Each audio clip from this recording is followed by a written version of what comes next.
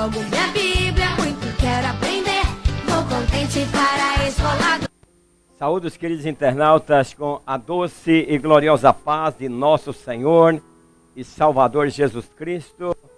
Quero agradecer de coração a todos que têm comentado, que têm curtido, que têm compartilhado as minhas pré-aulas. Para mim é uma satisfação muito grande. Quero dizer a vocês, estamos juntos nesse trimestre, onde nós estamos estudando sobre Ezequiel, o profeta, com a mensagem de juízo, arrependimento, restauração e manifestação da glória de Deus. A lição de hoje é a lição de número 6, as parábolas do livro de Ezequiel. No primeiro objetivo eu vou explicar a parábola da videira inútil.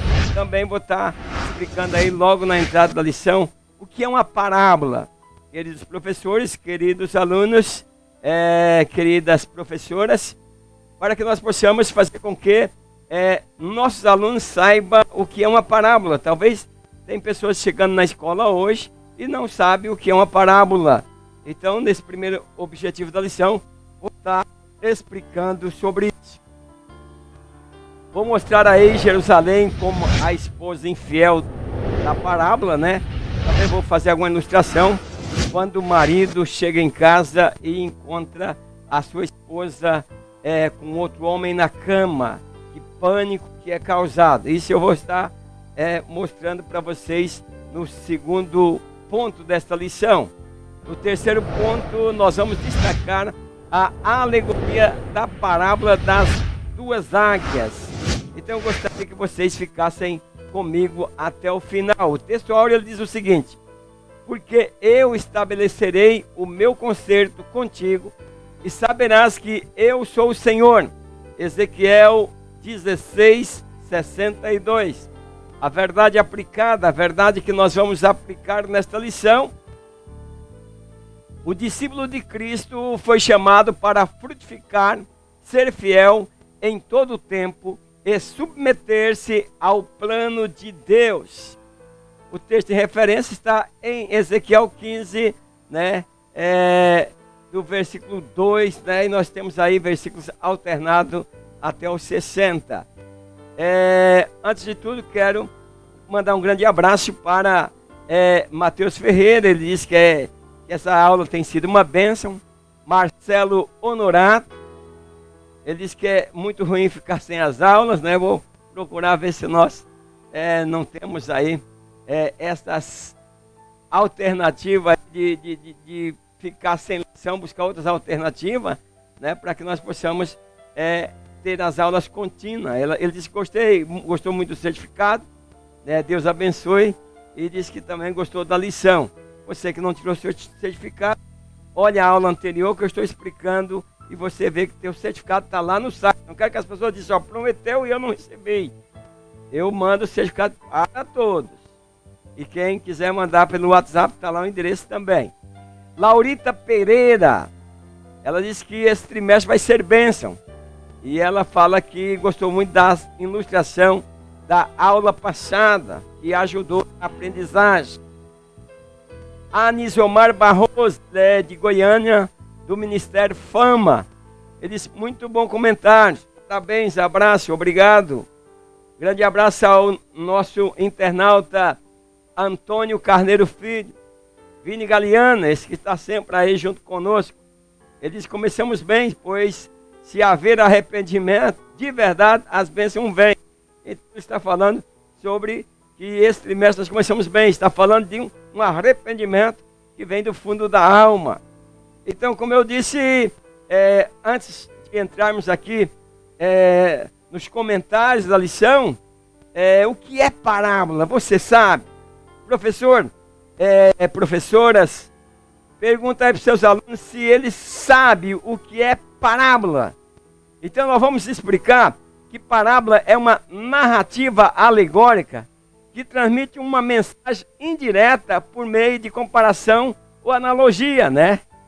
Então, nós precisamos entender muitas vezes Jesus usou muito isso, né? Falava por parábola, então ele fazia uma comparação com alguma coisa para que as pessoas entendessem. Lembra quando ele falou das ovelhas, né? Lá em Mateus 18, 12 e 13, ele diz: que vos parece? Né? Quando ele pregava. Veja bem, queridos professores, queridos alunos, essa lição eu não sei, eu creio que para muitos professores essa lição é uma lição muito difícil, né? Mas Jesus procurava fazer com que as pessoas compreendessem através de uma comparação. Nós precisamos fazer com que as pessoas compreendam. Ele disse: que vos parece? Se um homem tiver 100 ovelhas e uma delas se desgarrar, não irá pelos montes, deixando as 99 em busca da que desgarrou? E se porventura achá-la, em verdade eu digo a vocês que ele vai ter um grande prazer por ter aquela ovelha de volta. Então o seu prazer, ele vai ser muito grande. E aí ele volta com ela para poder agregar as 99 que não tinha desagregado. Então, parábola, Jesus falou a parábola, que homem que tem 100 ovelhas. Então, vamos aqui, estou mostrando para vocês aqui sobre a parábola. Então, ele diz aqui, que homem tem 100 ovelhas. E aí, uma se desgarrou, se perdeu, saiu. E aí ele diz desse homem, né, desse pastor, está procurando. E essas 100 ovelhas, o que ele está dizendo? Ele está falando em parábola. Ele está comparando a igreja, que tem muitos crentes. Um se desgarra, um sai do rebanho. E a igreja precisa preocupar com essa alma que está fora do rebanho. É preciso agregá-la, é preciso trazer de volta. O Ezequiel falou sobre isso, porque senão, se você não falar a ela e ela não se arrepender, você será culpado do sangue dela. Então a igreja, por grande que seja, precisa preocupar com essa ovelha que desgarrou. É isso que ele está falando nessa parábola. Ele está fazendo a parábola das ovelhas, das 100 ovelhas, uma desgarrou. E que é dever do pastor ir buscar essa ovelha. Então ele está comparando, é dever da igreja vir buscar essa ovelha que desgarrou. Então é isso que Jesus está falando. Eu fiz essa explicação da parábola, espero que vocês tenham gostado e que os professores possam passar isso para a sua sala de aula.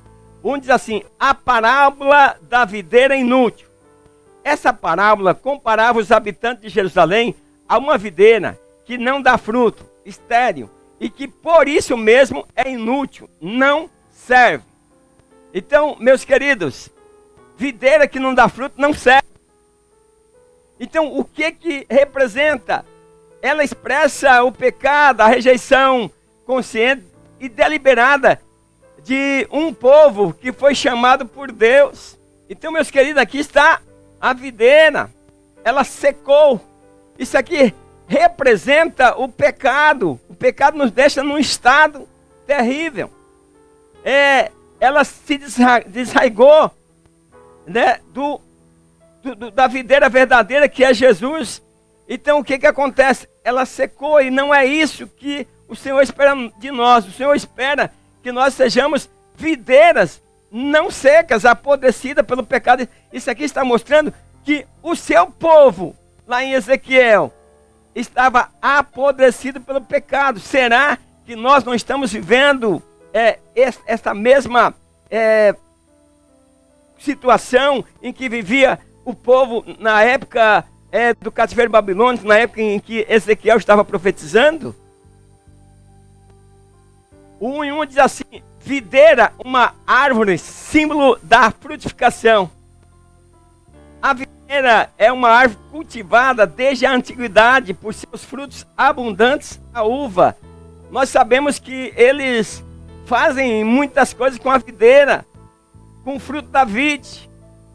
O fruto da vide, ele faz vinho, né? São tantas e tantas coisas que são produzidas aí com o fruto da vide. Então, Deus compara o seu povo que ele escolheu como uma videira que gera frutos abundantes. Então, a colheita de uvas que produzia o vinho era cultura de subsistência no comércio, era com isso que ele sobrevivia. E aí Jesus fala de toda vara que está ligada à videira pode dar muito fruto. E nós somos as varas. Se não der fruto, seremos cortados. Mesmo os que dão frutos, precisa ser limpo. Então, a limpeza é feita pela palavra. Então, quando não produzimos frutos de justiça e de fidelidade, mas o pecado será o nosso fruto. É isso que eu mostrei para vocês aí, representado aí por uma parreira seca. Então, meus queridos, Deus nos escolheu para sermos ramos da videira. Ela é a árvore frutífera e nós devemos produzir frutos para a sua glória. Nós precisamos entender isso, meus queridos. Quando o Senhor diz, eu vos chamei para que vocês dê fruto, Ele está nos comparando à videira. Olha que caixa de uva bonita, Ele quer que nós produzimos frutos. É isso, Ele quer ver uma videira com as folhas lindas, com as folhas maravilhosas e produzindo fruto. Ele não quer ver uma videira somente com folhas. Era isso que Ele estava vendo. Através do recado que Ezequiel estava dando ao povo escolhido, que ele escolheu para que aquele povo desse fruto, e o povo estava como aquela videira seca. Então o povo estava com aquela videira seca que não tem graça. O Senhor quer ver fruto. Ele nos escolheu e nós vamos ver ali na frente que Ele preparou o nosso coração para que nós possamos, nos deu um coração para que nós possamos amá-lo e adorar. O 1.2 diz assim: a videira, mesmo frágil, pode se destacar pela sua boa produção. A fragilidade de uma parreira não é justificativa para não ser útil. Se nós formos analisar, meus queridos, a fragilidade de uma parreira, se olharmos para uma parreira, veremos uma planta muito frágil, que somente se sustenta se tiver um madeiro para segurá-lo, e sem madeira não há frutos na videira, ela cai. O madeiro representa a cruz. Sem a cruz não há como servir a Deus. Então nós estamos vendo aí, você planta a árvore, já tem que ter uma madeira ali para segurar, ela não se sustenta sozinha. Então isso nos mostra que nós, comparado aos ramos da videira, nós temos que estar sustentados ao grande tronco, que é o nosso Pai. Então a sua inutilidade está relacionada com sua resposta negativa ao trabalho do lavrador. A madeira da videira também para nada mais serve, não serve para construir casa, forros, ou mesmo para o mais simples trabalho que uma madeira dá para fazer, estaca. Ela não serve para nada disso. O que o Senhor espera de nós é a produção dos frutos. Então, olhando nós para a madeira da uva, ela não serve para nada. Ela não tem alinhamento. Ela cresce não numa direção correta. Então, a madeira, ela não serve para nada. O que Deus está mostrando para o povo, através do profeta Ezequiel, é que eles não deviam confiar em si mesmo, mas dar fruto. O que o Senhor espera de nós são frutos. Toda árvore que der fruto será cortada. O 1.3 diz assim: que mais pode ser feito? A pergunta que intitula esse tópico é encontrada em Isaías 5:4. Nós vemos que o agricultor, ele cultiva a vinha com muito cuidado e atenção para que ela pudesse ser frutífera. Quer dizer, ele cultivou, ele cuidou. A terra era preparada, as pedras retiradas, o terreno cercado, para proteger a plantação, além de uma boa drenagem. Então, o agricultor, ele prepara a terra corretamente, planta excelentes vinhas, mas colhe o quê? Uvas bravas em vez de boas. Então Deus toma todas as atitudes possíveis para que o seu povo produza bons frutos. Mas quando esse não corresponde aos seus desejos, então o próprio Deus pune seu povo com sofrimento. Então muitas vezes nós não sabemos por que nós estamos sofrendo. Olha o que Deus está falando a Ezequiel. Deus comparado a um agricultor que planta, prepara a terra, prepara o solo para plantar aí a uva, né? O pé de uva, e faz com todo cuidado, mas no final ela dá uvas maus e amargosas, não serve para o mercado. Então o que Deus está dizendo é que Ele nos escolheu para que nós possamos dar bons frutos. Então ele conta que ele cercou a vinha, limpou o terreno, plantou as melhores mudas, preparou uma estrutura para a vigilância, né? Tudo isso visando a produção de uvas boas. Mas deu ruim. Então o resultado foram o quê? Uvas azedas. Era isso que estava acontecendo, e Ezequiel estava profetizando que o povo precisava se converter, o povo precisava dar frutos bons. Nós precisamos olhar para nós. Deus tem cuidado de nós, mas que tipo de fruto nós estamos dando? Que tipo de árvore estamos sendo árvore frutífera, ou uma árvore que na terra boa estamos dando frutos estragados, frutos amargos? Então, meus queridos, e aí nós queremos justificar a nossa própria improdutividade com as adversidades e a ação de outros. Ah, não está dando certo por isso ou por aquilo, a tal coisa atrapalhou e tal. Não, meus queridos. Assim como o povo de Israel, nós precisamos estar atentos, pois não há justificativa para não corresponder ao que Deus espera. Deus espera de nós, Ele nos deu liberdade. Ele disse: eu vos escolhi a vós e vos nomeei para que vades e deis frutos. Então, na escolha, há uma tarefa a ser feita. A árvore, aquele que foi escolhido, tem que frutificar. Se ele não frutificar, não serve para nada, vai servir para lançar o fogo. Tem muita gente que diz: ah, eu sou escolhido, desde o meu vento, vai para lá. Rapaz, já falei sobre isso. Deixa de ser um incauto, não entender as escrituras. Ele está dizendo que escolheu, ele está falando com os discípulos ali, e ele fez uma escolha, amou o mundo, escolheu a todos que queiram aceitar. Ele diz que Deus amou o mundo de tal maneira que deu seu único filho, para que todo aquele que nele crê não pereça, mas tenha a vida eterna. Aquela coisinha principal que Deus escolheu você, mas Deus me escolheu e não escolheu os outros. Não, Ele escolheu o mundo. Ele escolheu o povo, a todos que crê, Ele está escolhido. Se você crer hoje, você fará parte dessa escolha de Deus. Mas essa escolha de Deus tem aí uma incumbência, tem uma tarefa: produzir frutos.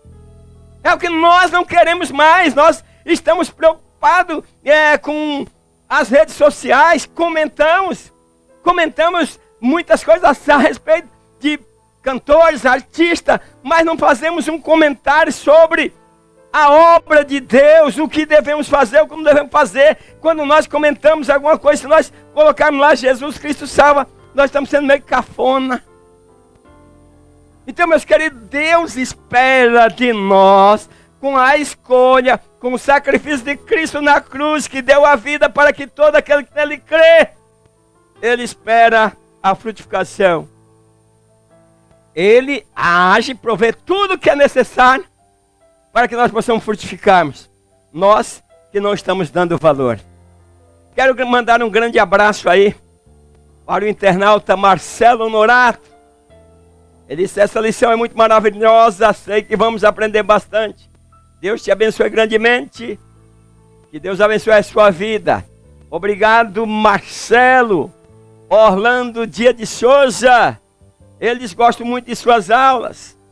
Presbítero Mateus Ferreira, de Goianópolis, Goiás. Ele diz: a sua aula é uma bênção.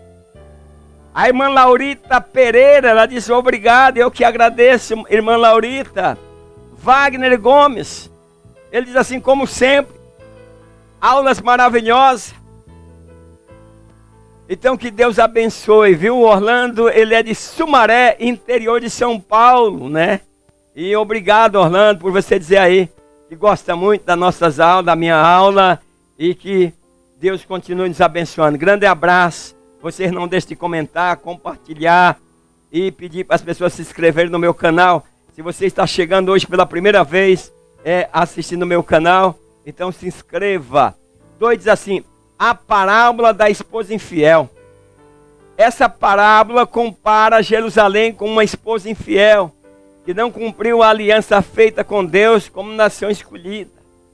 Deus escolheu o povo de Israel, escolheu Jerusalém, né? Uma cidade das mais lindas do mundo.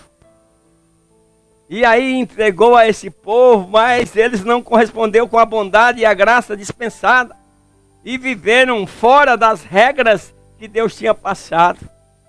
Então, por causa da infidelidade, ela foi queimada e consumida pelo juiz divino. Nós vemos aí Jerusalém, uma cidade linda, uma cidade maravilhosa, mas o que aconteceu? Por causa do pecado, Jerusalém está em chama, foi queimada, porque Deus está virado. Eu disse na outra lição que essa lição se trata de um Deus irado, conforme as palavras de Ezequiel. Veja o que acontece. Então, foi para o pecado, então se foi queimada. Nós vemos aqui que Deus compara a infidelidade de Jerusalém, a traição no casamento e sobre a infidelidade. Pois a traição no casamento é um pecado muito sério que destrói família. Então esse moço aqui, porque ele chega assustado na sua casa, o que ele está vendo? Será que ele está vendo? Está vendo fantasma? Na realidade ele não estava vendo fantasma. Ele estava vendo aqui a traição da sua esposa. Oh, veja que decepcionante.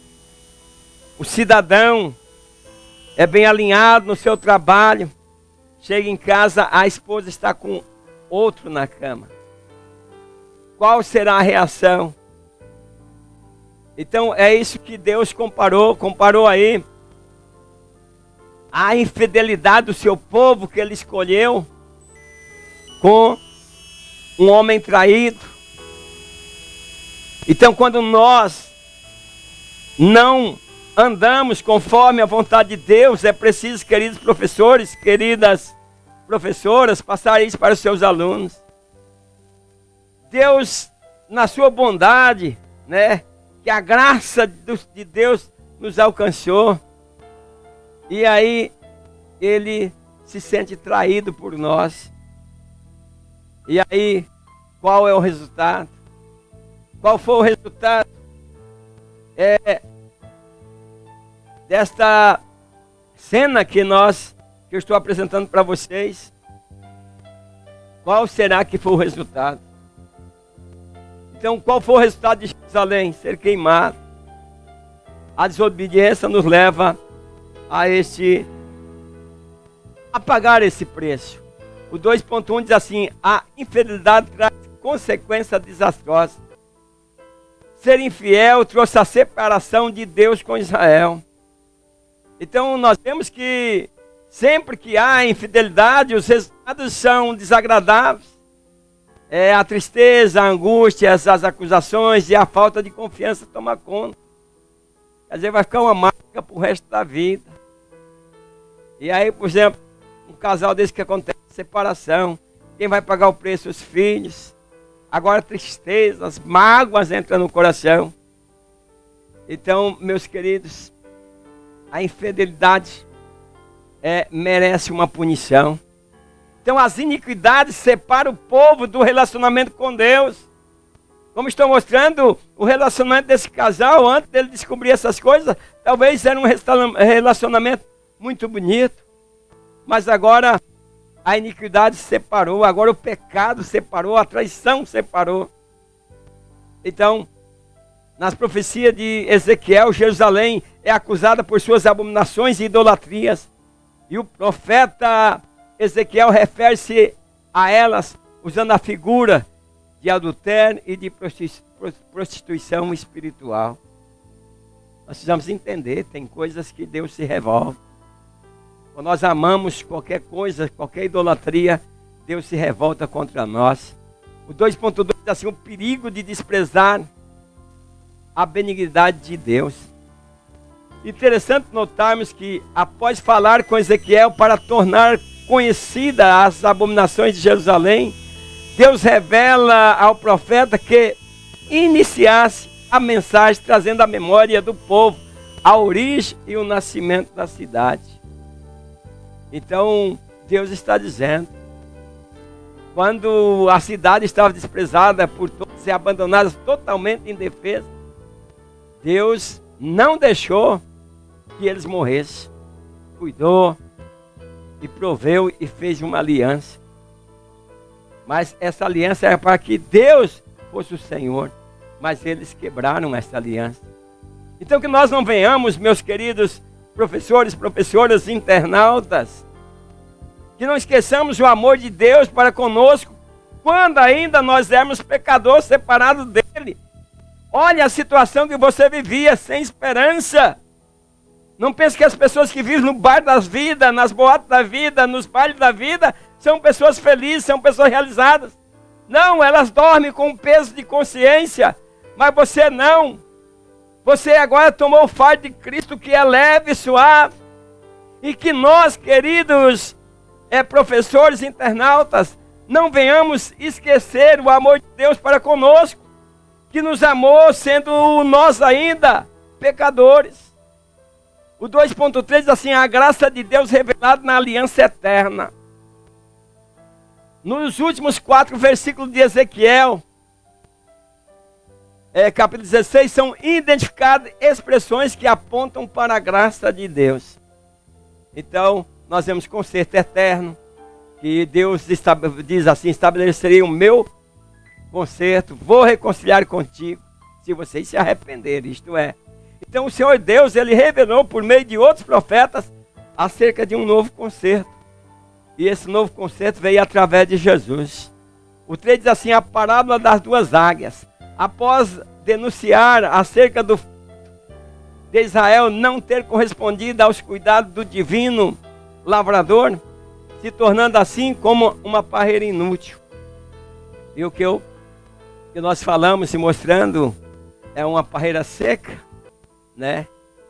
E o comportamento da noiva infiel, esse quadro forte que eu mostrei para vocês aí, que tem um marido fiel, mas aí passa a prostituir. Então Deus utiliza mais uma parábola para tratar agora da insubordinação, quando a disciplina do Senhor por intermédio do Império Babilônico. Deus usou Nabucodonosor, usou Ciro para quê? Para castigar o seu povo. O 3.1 diz assim, a primeira águia. A primeira águia foi Nabucodonosor, rei da Babilônia. Então, uma grande águia de grandes asas, garras afiadas e penas de várias cores, capaz de empreender voos longos, aves de rapina implacável. Assim era Nabucodonosor, rei da Babilônia. O homem tinha um poder muito grande e conquistou muito. E essa primeira águia, ela retrata a invasão de Babilônia contra o reino de Judá, quando começou ali levar os povos cativos, levando aquelas pessoas mais inteligentes, mais próximas do rei. O 3.2 diz assim, a segunda águia foi Faraó, rei do Egito. Então, o 3.3 diz assim, os planos de Deus prevalecerão. Podemos aprender com o final desta parábola importantes lições como o perigo de não nos submeter à disciplina do Senhor e buscarmos ajuda ou escape fora da sua presença. Cuidado, você não submete a disciplina aí, e você não submete à vontade de Deus, e vai buscar ajuda em outro lugar. Cuidado, sem ser a vontade de Deus. Nós temos um grande exemplo aí do rei Ezequias. Ele não atentou para os alertas de Deus, e depois atentou e não se submeteu à disciplina divina. Mesmo sabendo dos alertas, ele não se submete. E aí ele teve problemas sérios, né? Teve o olho vazado, seus filhos mortos na sua frente. Quer dizer, a consequência do pecado é terrível. Então no futuro não será mais uma águia que Deus usará, mas o próprio Deus estará atuando para restaurar o seu povo. Então, meus queridos, e o comentador diz que todos testemunharão que ele muda os tempos, abate e exalta, e o seu agir é perfeito. Então, tudo em Deus. Então, essa mensagem, ela é de Ezequiel. Ela aponta para a vinda do Messias e o estabelecimento do domínio mundial do reino messiânico. E é isso que nós acreditamos e esperamos. Conclusão. É fundamental estarmos atentos aos ensinos e avisos de Deus contidos nas Escrituras. Meus queridos, que não há parte de vocês a palavra de Deus, queridos professores, queridas professoras, para que nós possamos ensinar a outros o caminho que leva ao céu, que é Jesus. Que Deus abençoe a vida de cada um de vocês. E espero vocês na próxima aula. Até lá, na paz do Senhor. Amém.